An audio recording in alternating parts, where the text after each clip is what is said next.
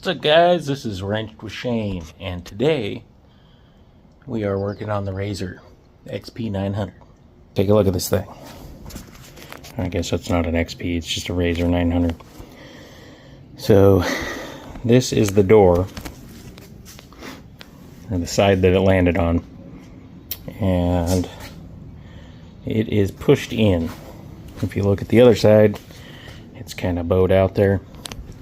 Well, they got bent in and kinked it right here, and then what you end up with is a door that won't latch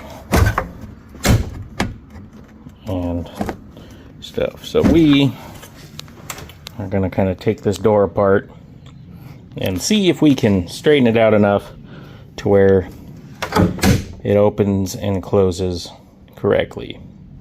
And then maybe we'll put some heat to this plastic panel here and see if we can get that to come back out. But yeah, took it out yesterday in the backyard with the kids and had a ton of fun with it.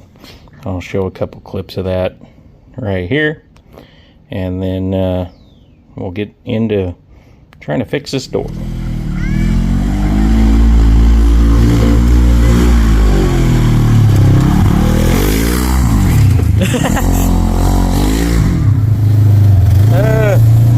I'm scared.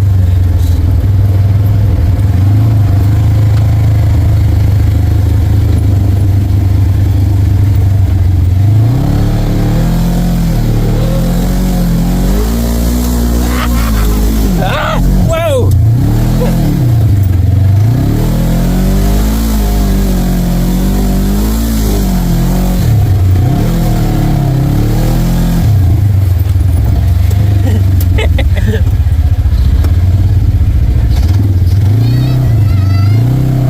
One second.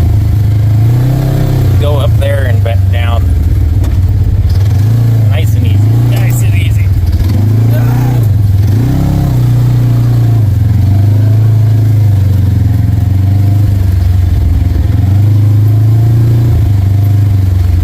Whoa. You're scaring me. Why? We're cutting the corner. Alright. Punch it. Oh! Whoa, whoa, whoa. Too much.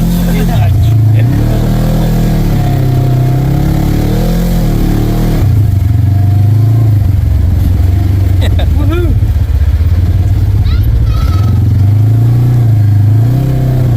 Alright, that's enough. Yeah.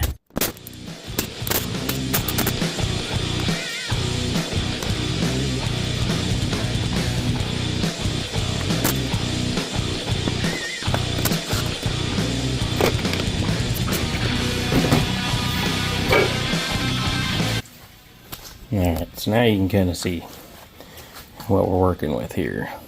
That is screwed up. So, I'm gonna have to figure out how to bend that.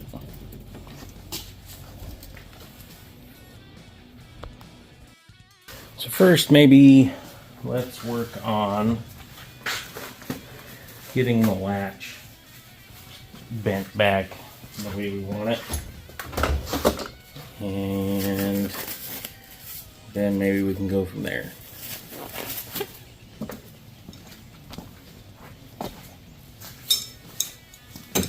Might end up having to buy a new one of these latches, but oh, come on, that ain't gonna work. Try brute force.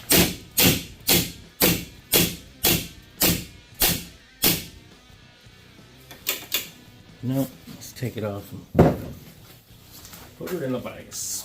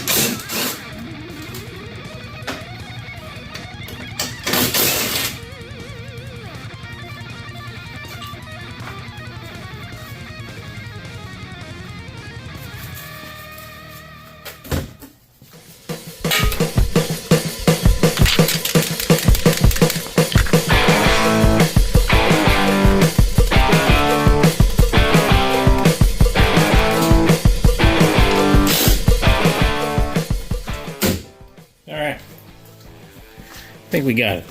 That was pretty easy. Yeah, I could have just went and bought one of these, but you know what?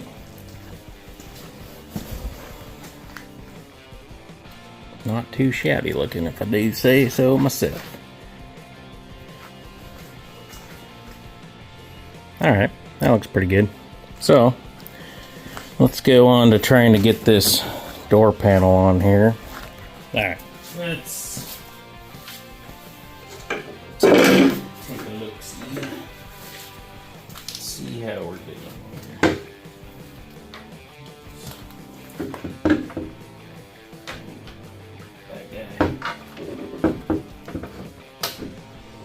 I thought these were plastic, but they're aluminum, I think. Alright, so we're a ways off. So let me see.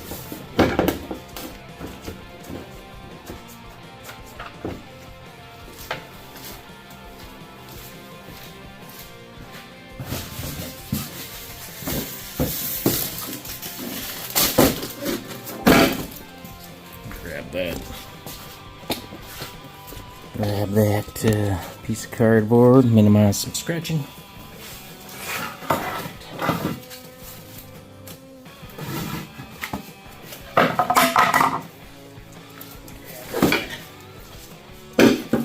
Block of wood.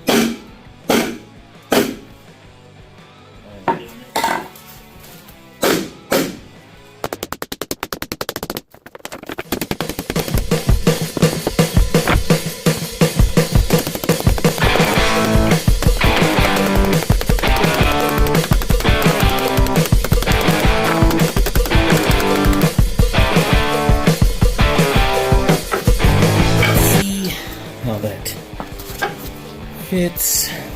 I think it's gonna be better. I'm not going for perfect on this. I'm probably gonna buy new ones, but I just want to see how good I can get. Ooh, that's way better. Way better. All right.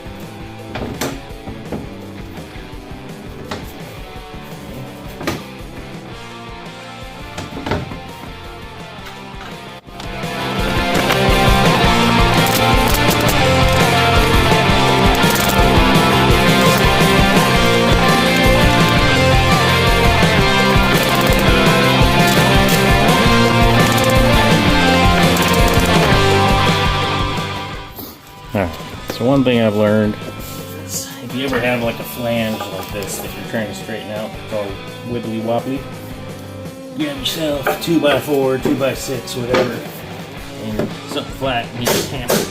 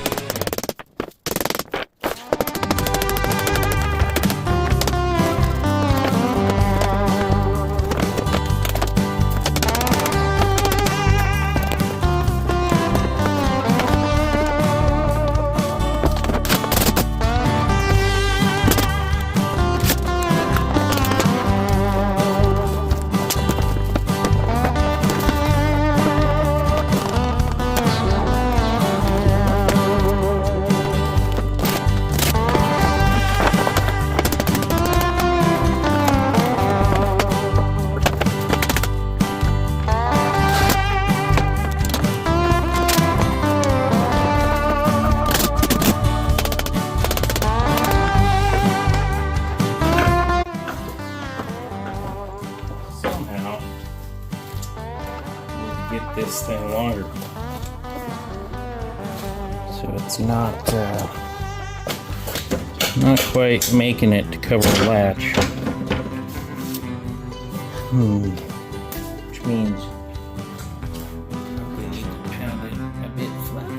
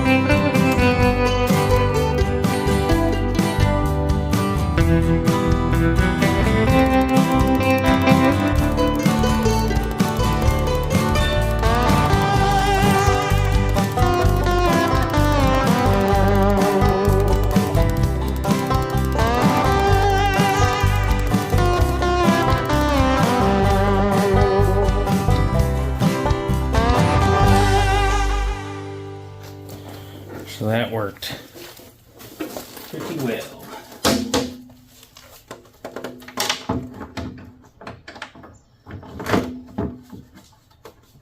Yeah.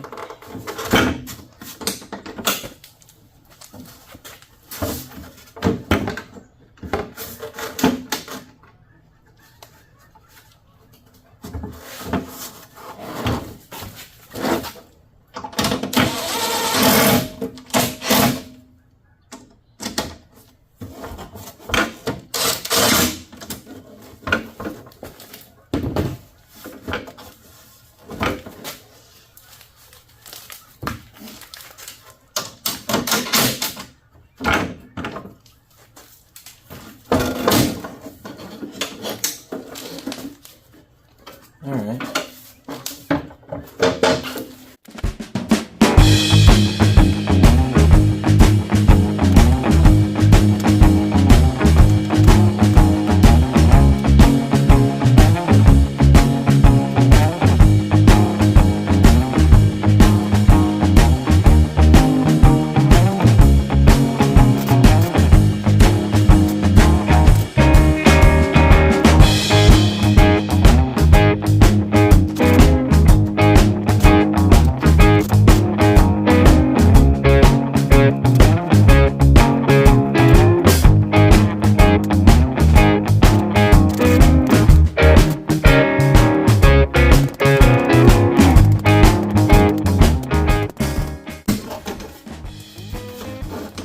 Alright, so it doesn't look the prettiest, but you know what? It,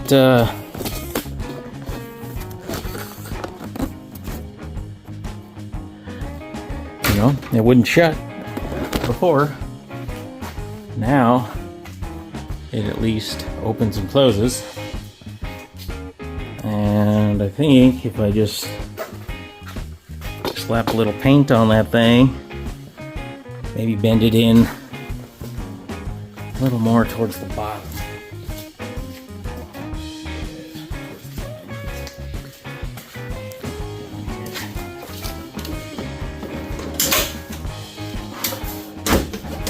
Oh yeah, hell yeah, cool.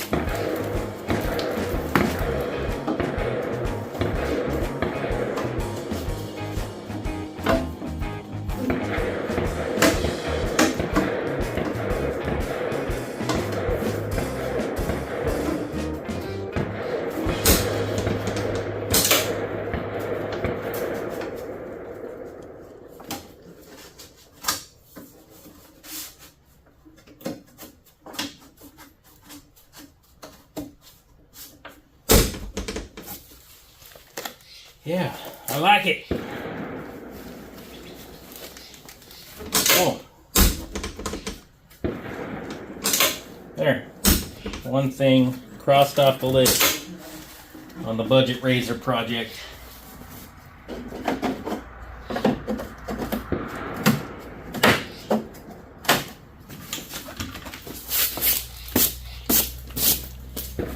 Guess now let's see if we can get these back on.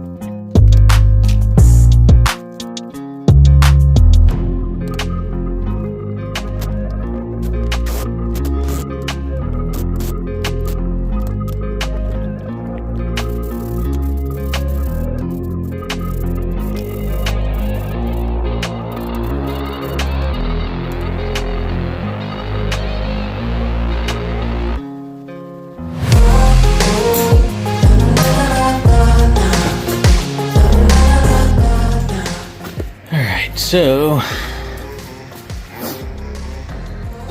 painted it with a little bed liner stuff, so I don't know. Doesn't look great. There's some runs. But you know what? If I flop it on its side again, no big deal. This didn't cost me any money.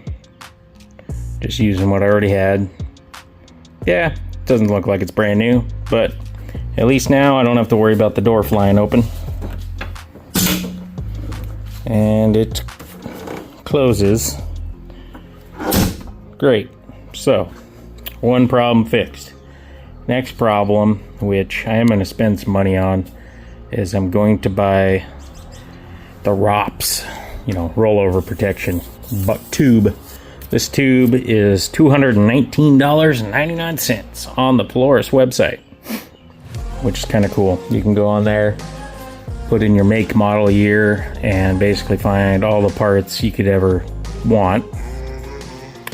Or at least it gives you the part numbers, so then you can search Google, or like on Power Sports Nation, they use the factory part numbers, so you can actually find stuff on their website. I don't have a deal going with them or anything, so this is just purely from what I've found. I haven't found any other website or place like Power Sports Nation that has an online store where you can find parts like that easily. Other places, it seems like you kind of got to call them, ask them if they got it, and then hopefully it's the right part. So I'm gonna order that new tube, and then we will start on the back plastic. So this piece, the rear fascia, you can get that used pretty easily. These fenders, you can get used pretty easy. This rear tub assembly is all one piece. Not this piece here, but these sides all the way down to here, all the way around is all one piece, and it's $500. And finding a used one is difficult because the shipping on it is so expensive. I found one on eBay for $200, but it's $300 in shipping. So, yeah, I might, in the next episode, we'll probably tackle this, taking it all apart and see what all is bent here. And if we can't straighten it out, and maybe use one of those plastic welding guns and kind of get this a little better, just to get us by for a while, because I don't really plan on putting anything back there except maybe a tool bag and a strap. So I'm not too worried about that. It's purely cosmetic. I mean, you could take all that stuff off and it'd still drive just fine. So next project I want to do is on the XP1000 I have. Pretty sure the belt's on its way out. So I ordered a Star Knight MT Ching Chang China belt straight from Amazon overnight. Reviews were, hit or miss on it. But you know what? Let's give her a shot.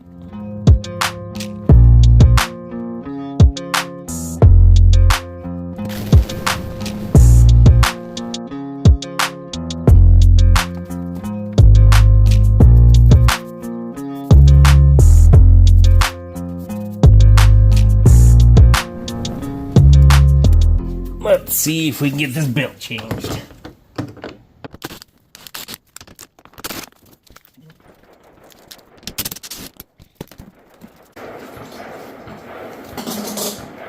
Jeez. Somebody's got more money than Brains over there shooting. Wasting a lot of ammo. Sounds like they're having fun though. Alright. So there be, I think it's an 8 mil.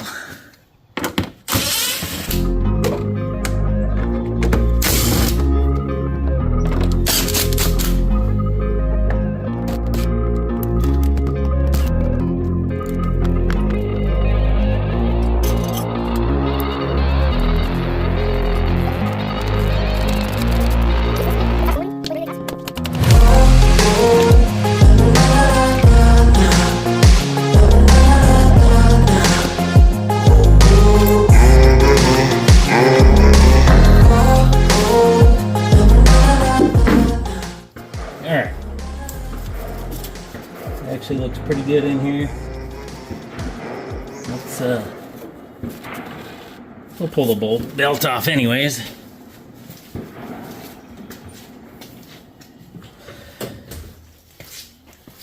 Got this handy dandy tool, Amazon. I think it's 10 bucks. Just goes in there like that. I think you just go like that. And work the belt around like that.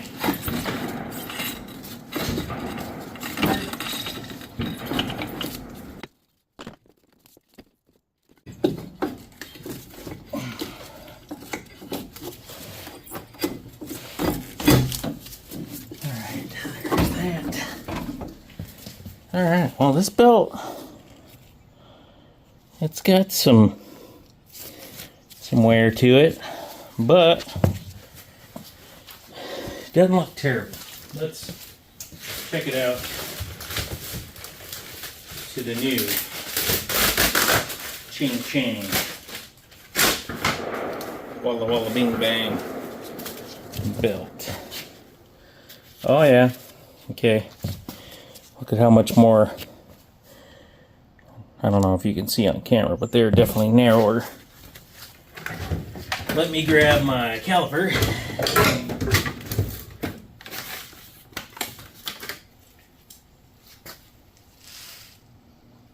Battery's dead, but we can still do it. We'll see here.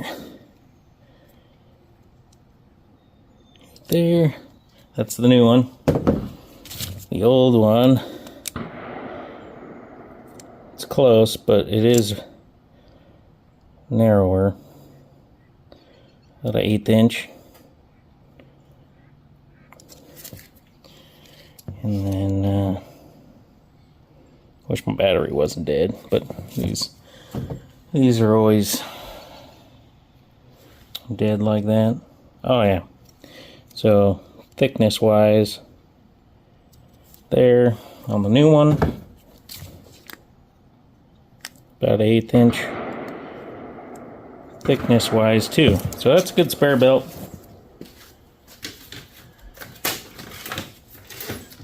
You know, definitely to throw in it.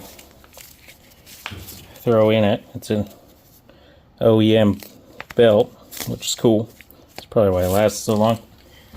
But let's put this guy on there and see how she do.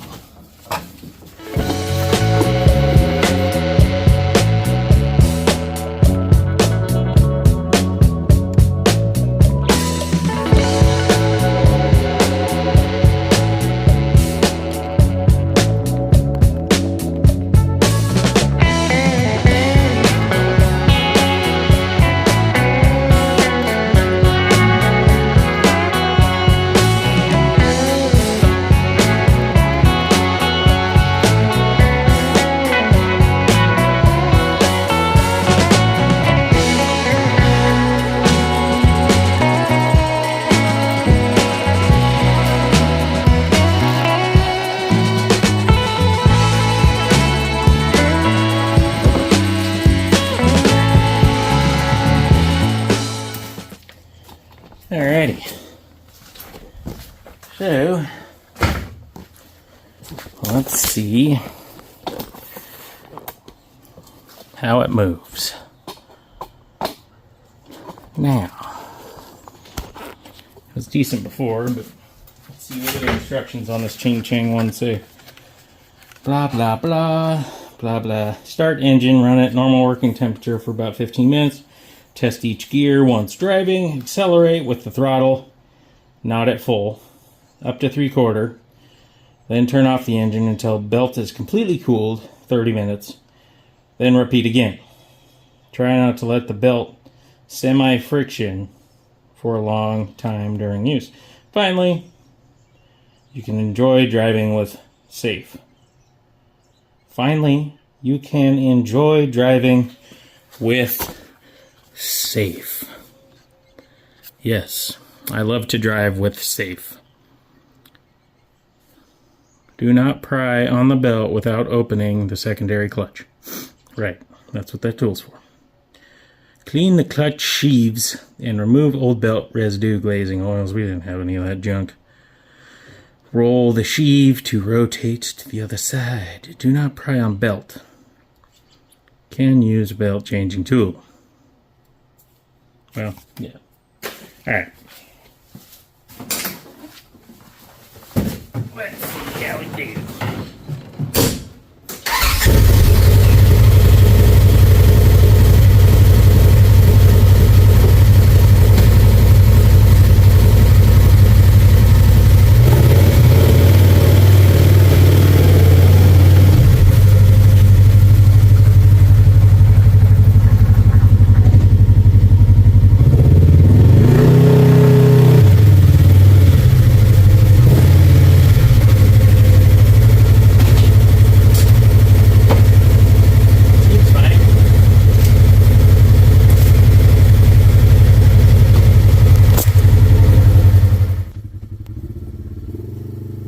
Alright, everything seems to be working just fine. Maybe we'll take this thing out to the sand dunes and give it a test. Or maybe it'll sell. Who knows? Anyways, I'll see you on the next one.